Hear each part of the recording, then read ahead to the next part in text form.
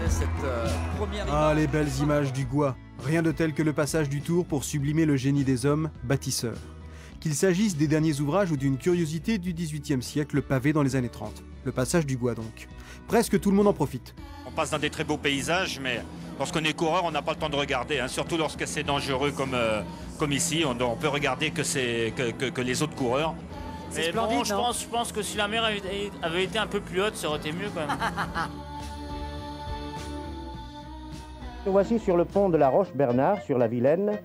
Ce pont dont la particularité principale est que l'élément du centre est constitué par des éléments venus du port de débarquement d'Aroman. Le Tour qui passe et le temps avec lui.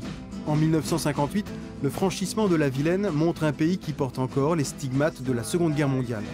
2 ans plus tard, Gragzik, Rivière et le peloton inaugurent le nouveau pont de la Roche-Bernard comme un hommage sportif et médiatique au génie civil florissant des 30 Glorieuses. Le Tour est aussi là pour nous rappeler comment que c'était du temps d'avant, le pont de Saint-Nazaire.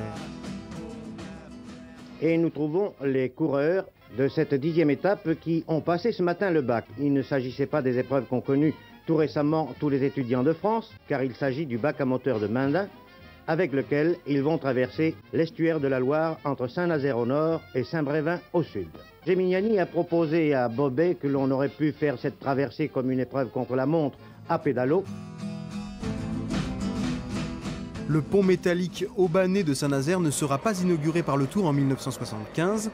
La Grande Boucle le découvrira en 88 et y reviendra à 4 reprises. Le plus long pont de France offre une côte de 4e catégorie et de bien belles images d'un peloton surplombant les flots de l'estuaire.